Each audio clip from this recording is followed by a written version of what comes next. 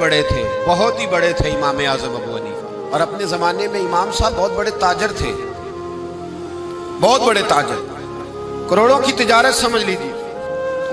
बहुत बड़ा एक और आदमी था, आपकी बरादरी का भी था, कबीले का भी था, लेकिन इमाम साहब से हसद करता था, मुखालफत करता था। इमाम साहब रहमतुल्लाह अलैह के वालिद गिरामी इंतकाल कर गए, फौत हो गए। इमाम साहब रहमतुल्लाह अलैह 3 दिन लोग आए ताज़ियत करने, आप तशरीफ़ फरमा हुए। तीसरे दिन जब आप उठे, चौथे दिन, तो आप चौक में तशरीफ़ लाए, बार मेन चौक में। वहां 20 लोग खड़े थे, आपके साथ भी कुछ लोग थे। वो जो आपका मुखालिफ था ना, वो सामने आ गया। अस्सलामु अलैकुम के बाद फौरन कहने लगा, अबू हनीफा सुना है तेरे अब्बा फौत हो गए? इमाम साहब फरमाने लगे, हाँ। उसने इतना सख्त जुमला कहा कि लोग कहते हैं कि हम में से कोई और होता तो या मर जाता या मार देता।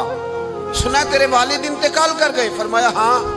कहने लगा, अपनी अम्मा का निकाह मेरे साथ कर दो, अम्मा का निकाह कर दो। बात बड़ी गलत है, सख्त है, लेकिन शरई तौर पर नाजायज नहीं, इसलिए कि निकाह का पैगाम दिया है, निकाह का पैगाम। इमाम साहब फरमाते हैं, मेरा दिल टूट गया। किसी के माँ के बारे में चौकों में तो बातें नहीं ना करनी चाहिए। फरमाते हैं, मैं फट गया, पर मेरे पैरों में शरीयत की जंजीरें थी।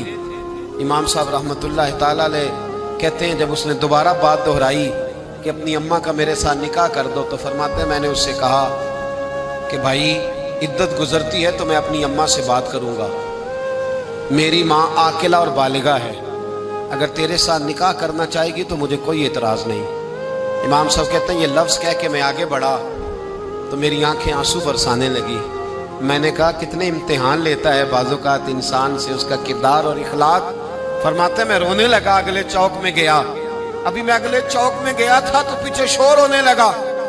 पलट के मैंने देखा तो लोग दौड़े आए, कहने लगे, हुजूर क्या बद्दुआ दी, क्या हुआ?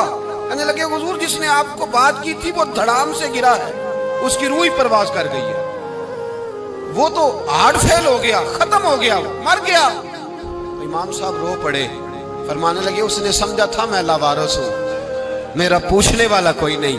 फरमाया, इसे कुछ भी नहीं हुआ, बस अबू हनीफा के सब्र ने इसकी जान ले ली, अबू हनीफा के सब्र ने जान ले ली। तेरा सब्र तो किसी को मार देगा, पर अगर तू ईंट का जवाब पत्थर से देगा तो फिर तेरा मुकाबिल मरेगा नहीं। तेरे सब्र के दामन में बड़े लोग मर जाएं। कुशादा दिली पैदा करे, हौसला पैदा करे, तहम्मुल मिजाजी पैदा करे, सुनने का मेयार बनाए।